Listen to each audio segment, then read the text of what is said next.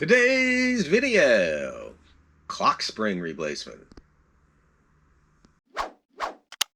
Hello, this is ET Garage. I'm Eugene Tordo, and like I said, today's video is going to be about replacing a clock spring.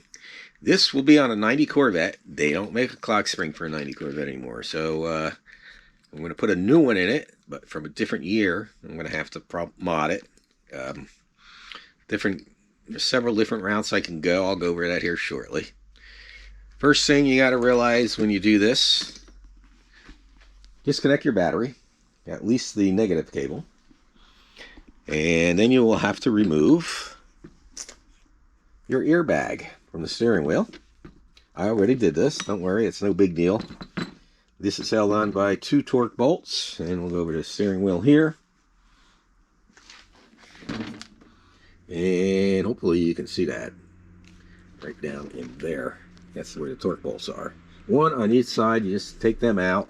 You are supposed to, before you do that, before you remove the airbag, you're supposed to, like I said, disconnect the battery and remove the wire that's at the bottom, the connector at the bottom of the steering column.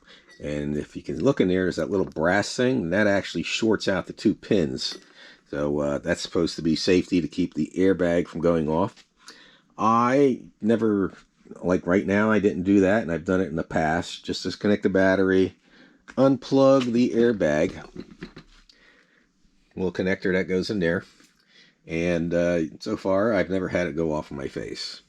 Now, as you can see with this clock spring, one of the major differences is the plug is different.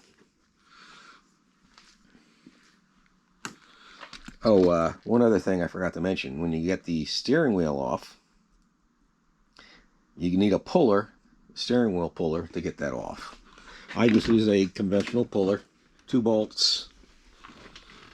And, you know, if you ever use the puller, it's pretty self-explanatory. There will then be this little snap ring. Take that off with a pair of snap ring pliers. That's what will be right on here. And then you pull this out. There, I will show you a detailed page on what to do when reinstalling this. If you're installing a new one like I am, it has this little plastic piece in there that you leave that in there until you install it. This way it makes sure the clock spring is clocked correctly. If you don't clock this correctly, that's usually how these end up getting broken. Yeah, because then you turn the steering wheel too much and it snaps the wire. I actually tried repairing this once, and it worked for a while and then broke.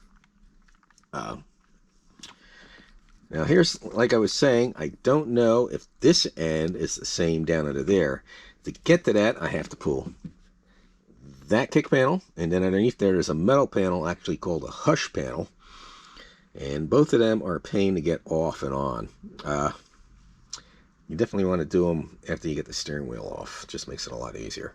But I'm thinking, instead of going through all that trouble just to find out that it may or may not work, I can just cut this here and cut this and solder and shrink wrap them and all that good stuff and shove it down in there.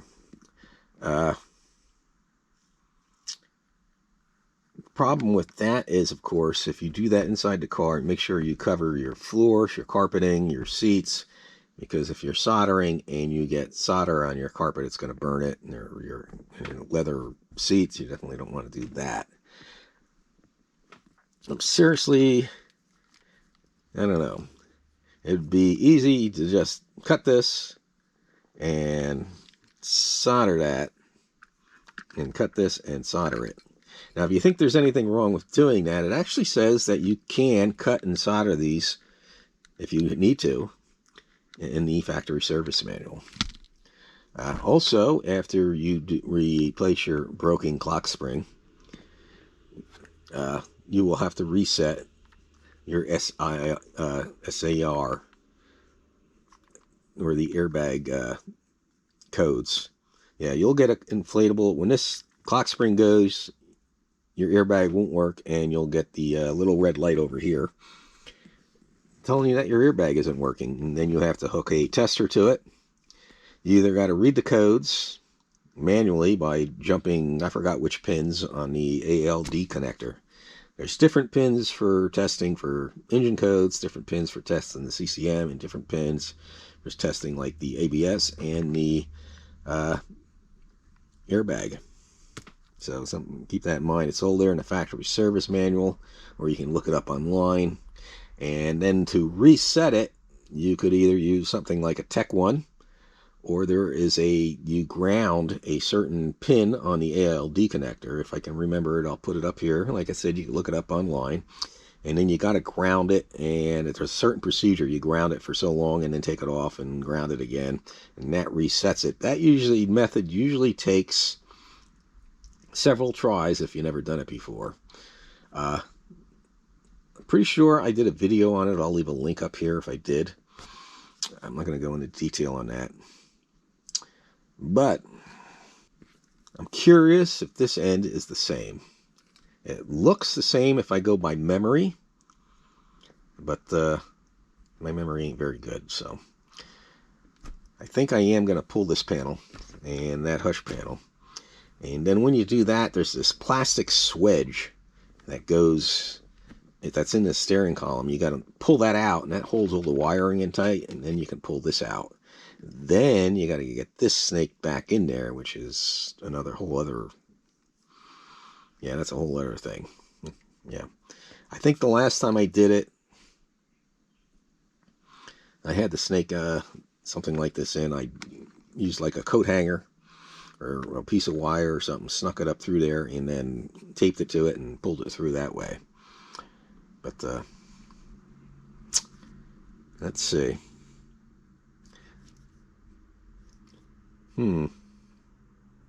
Should I go the easy route, cut and solder, or go the hard route and pull this all off and snake that out of there? Let me think. All right, the kick panel and hush panel are off.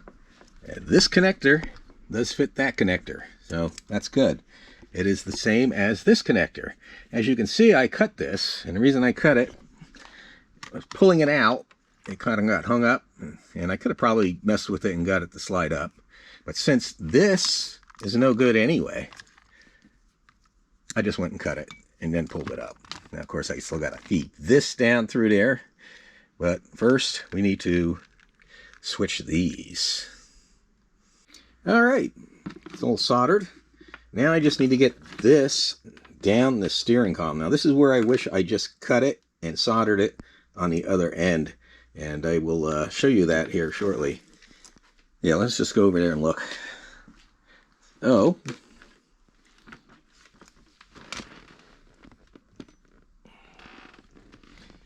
I did have to remove this plate, which requires you to have one of these compression tools, and then loosen this up. And I cannot get this. Now I can move this out of the way far enough to get that underneath, but it isn't going. To make it easier, and I think I did this before, is I unpinned this, and then, like I said, I ran either a coat hanger or wire or something down there and taped it to it and pulled it through that way, and that's what I'm going to do now. All right, here I am. Remember at the beginning of the video I said I was going to just cut it here and avoid taking all this apart? I wish I did that, because I was not able to unpin this for nothing. I tried everything. I have the unpinning tools. I did everything but cut this apart, and I couldn't get those wires out, so I just ended up cutting them and soldering them down that end after I slid the cable through, snaked that through. So I just got to hook everything back up, put it back in place, and test everything, and it'll be done, I hope. And hopefully it'll stay that way for a while. All right. I went and hooked everything up, got this all back installed. I still got to put, of course, the steering wheel back on.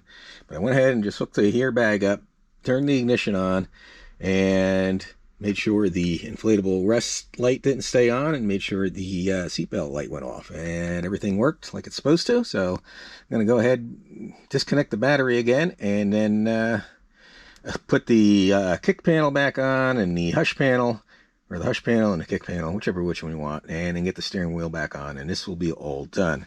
Oh, this is just a little tech tip. If you're trying to stand one of these lights up like this, you don't have a third hand to hold it, just get yourself whatever piece of metal that's magnetic and stick it on there like that. And then that'll hold the light for you. All right, this is all back together. I hooked up the battery. I checked everything, make sure the codes were cleared, and so far it's good. So until I start driving it, I won't know. That should work. I don't see why it shouldn't. I did run into problems when I went to go put the nut back on the steering that holds the steering wheel on. I had to clean up the threads. The nut wouldn't screw on, so I just had to clean it up with a file, and I got it to go on. No biggie.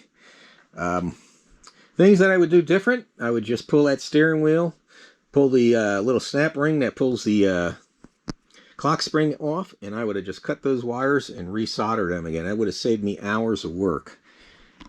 So if you ever go to do this job, now you know.